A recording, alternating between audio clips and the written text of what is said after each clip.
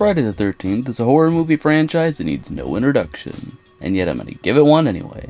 Starting life as nothing more than a title and the goal of being a Halloween ripoff, Friday the 13th would start off as a pretty basic camp slasher, with the deranged mama picking off teens to avenge her son who drowned in the lake. By the time the first sequel rolled around, they'd already decided to revive the dead boy, and from part 2 to 10, we watched the growth of a horror icon, Jason Voorhees. From a bag-headed hillbilly seeking revenge for his mom, to a cybernetically enhanced killing machine in a post-apocalyptic outer space. Yeah, this gets pretty wild. Not only does he go to outer space and become a cyborg, but in one of the movies he hijacks a cruise ship, sails to New York, he fights a telekinetic girl, he quite literally gets sent to the underworld, he crawls his way up from there to fight a dream demon. It's crazy. And perhaps what's even crazier is the vast majority of these films take place in the same timeline. So everything in these later movies is canon to the first one, which is very grounded in reality. Friday the 13th and its hockey masked mascot are one of the kings of the horror genre, and the knowledge of its existence is practically inescapable, with references and Easter eggs to the property existing in video games, movies, TV shows, you name it.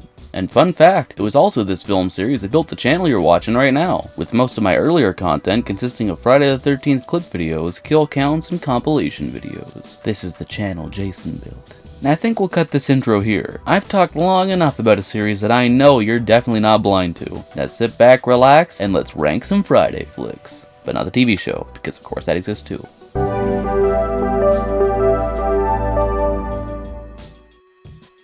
Coming in dead last at number 12, we have Jason Goes to Hell, The Final Friday. With all of the Friday movies, I can at least have a fun time making fun of it. Or there's at least some kind of redeeming quality to it. But this one? Jason Goes to Hell sees Jason get ambushed by the FBI and then blown up. His corpse ends up calling a mortician to eat its heart, because why not? And from there, Jason exists as a weird little scaly slug snake lizard demon, hopping from body to body, and essentially acting as a deadite. Because oh yeah, he is a deadite here. There's even the Necronomicon from Evil Dead in the Voorhees house, along with a rather ritualistic looking dagger that needs to be used by a Voorhees-blooded person in order to send Jason Voorhees to the fiery pits of hell. If there was one compliment I can give it, it has a really cool looking Jason. It's just a shame the actual hockey mask character we're watching this thing for is only in it for about 5 whole minutes of the dang thing. If you like it, that's awesome, but it's not for me. Coming in at number 11, we have Friday the 13th Part 1. Now before anyone gets mad, I don't think it's a bad movie. It is extremely basic though. Now keep in mind, I have seen this thing like a dozen times, and your first watch is going to be pretty fun if you're into slashers. But as someone who's seen it so many times, I just consider it a really simple and generic movie. So basically, this film sees a group of teens getting a summer camp ready to reopen, but an angry woman stalks and kills them because she doesn't want it to reopen, due to the fact her son drowned there when he was a boy, because the counselors didn't pay them any attention. It's like a very R-rated Scooby-Doo episode. I love Betsy Palmer's performance as Pamela Voorhees. Some of the kills and effects were great, and her reveal of being the killer and her son dying at the camp still gives me chills. It's not bad, just really generic. At the number 10 spot, we have Friday the 13th, 2009. It's basically just another Friday the 13th movie, maybe like Friday the 13th Part 3 kinda, and it just speedruns parts 1 and 2. You see the backstory really quickly with Pamela. Jason transitions from sack mask to goalie mask, and then he kills a bunch of people. This movie also gave Jason these weird underground tunnels, because for some reason they felt the need to explain the horror movie trope of magically appearing bad guy. But like the later Pumpkinhead movies, one of the main things I like about it is just the modernness. It is just another Friday movie, but it looks and sounds a lot better. And coming in at number 9, we have Friday the 13th Part 3.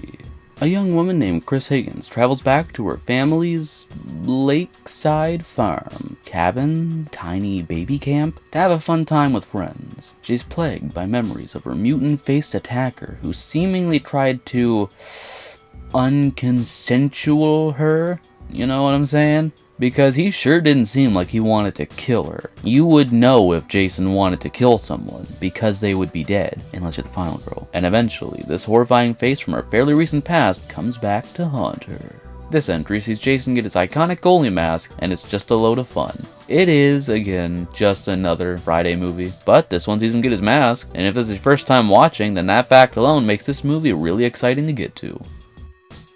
At the number 8 spot, we have a movie I originally hated, but kinda grew to love in a way, with Friday the 13th Part 5, A New Beginning. Part 5 takes place years after the death of Jason, and when a paramedic goes to a troubled house for teens to retrieve a corpse, he sees it's his son, causing him to snap and don the mask, impersonating Jason Voorhees, and killing everyone he can get his hands on. Tommy Jarvis from the previous entry is in this as a teen, or young adult, whatever. I gotta say, he's probably one of my least favorite parts of the movie. I just don't like this portrayal of the character. But I love characters like Pam, Reggie, Roy the Jason impersonator, even one-off characters like Reggie's brother Demon who gets speared to death while crapping his pants. Tommy aside though, I think I originally disliked it because it wasn't Jason, and it feels very different from the previous films. But going back to it, boy is it a lot of fun. There's great tunes, a really entertaining cast of characters, cool kills, and if you're one of those gross horror movie review channels, I have a feeling some of you know who I'm talking about. There's one specific person's boobs who people obsessively talk about. It's fine if that's what gets your rocks off. Most nudity in horror movies only exists because they know that'll sell. But I just think talking publicly about how much you love some random actress's tits is just a little weird and creepy. At least keep it to yourself. You would be surprised how many Part 5 videos involve full segments dedicated to this woman's chest. Be respectful, don't be gross. Now moving on from my little side tangent. Coming in at number 7, we've got the crossover Freddy vs. Jason. This entry sees the horror icons of Jason Voorhees and Freddy Krueger do battle over the kids of Elm Street. You see, the kids forgot who Freddy was, and the now dead Fred only has enough power to help Jason Voorhees escape from hell. Doing this, he unleashes Jason onto Elm Street, with these murders causing the memories of Freddy Krueger to become the talk of the town once again, in turn bringing him back from the dead. Freddy loves attention though, and Jason just loves killing shit, so the two end up doing battle over the soon-to-be corpses, leading to the eventual defeat of, neither of them? They both seem to die in the end, but then Jason emerges from the lake, he holds Freddy's severed head which winks. It's dumb, but it's a lot of fun if you're a fan of these series. And at the halfway point, number 6, we have a movie that normally would have been doing battle with Jason Goes to Hell for my worst Friday film, Jason X. This movie sees Jason Voorhees pull a Houdini and escape from the FBI's secret government compound, or at least the restraints. He ends up killing a bunch of them, and as he's hunting down the final girl, he accidentally slashes into a cryopod, filling the room with gas and freezing them. Because apparently nobody on planet Earth ever returned to this building, or maybe a post-apocalyptic war broke out just hours later, they stay perfectly preserved in that room for hundreds of years. 200 to 400 if I'm remembering correctly. And that reminds me, it's 2024 now. You know the rules. No hockey. The world outlawed that violent shit this year. Anyhow, Jason and the final girl are found by a space crew doing Earth research? Yeah. And so they're brought aboard the ship, and the final girl is helped, Jason comes back to life, and eventually gets cyborg parts, and for about a third of the movie we get cool cyborg Jason versus spacemen. This movie is so insanely stupid, but if you can enjoy a good bad movie, you'll enjoy this. It sucks, but in the most entertaining ways. Entering the top 5, at the number 5 spot we have Friday the 13th Part 6, Jason Lives. Part 5 is a film hated by most, especially back when these movies were first coming out. So what did they do? Well, they Frankenstein Jason back to life. Now obviously, what else would they do? Just rewind time? No. Tommy Jarvis returns to dig up the corpse of Jason Voorhees and burn it, because I guess he just can't believe he's actually dead. Like up until now, Jason's been fully human. Maybe he's got that rare wrong turn disability that makes him numb to pain, but Tommy has no reason to think this corpse is going to be anything but a corpse. But because of his own stupid actions, a lightning bolt hits the rod he was impaling the body with, and it brings Jason back to life. From here on out, we watch as zombie Jason runs around murdering everyone until his final showdown on a fiery lake with his old friend Tommy. I sound like a broken record because I only really know one word. This entry is a lot of fun, and of all the Friday films, it's no surprise that this one is often considered one of the best. And at number 4, we have the next film, Friday the 13th Part 7, The New Blood. New Blood is the one with the telekinetic girl, and one night during a breakdown, she accidentally breaks the chains that held Jason at the bottom of the lake, freeing him and therefore letting him run loose to kill. It's basically just Part 6, but a bit darker, literally, grittier. There's less of a focus on that, like, comedy, even though I don't really consider Jason Lives a comedy film. And it's got a final girl with superpowers. It's essentially Zombie Jason versus knockoff Carrie White, and it's personally just one of my favorite Fridays. Though I'm sure depending on my mood, I'd probably shift part 7 and part 6 around. Right now though, because I don't really want to watch any of these films right now, I think part 7 belongs here.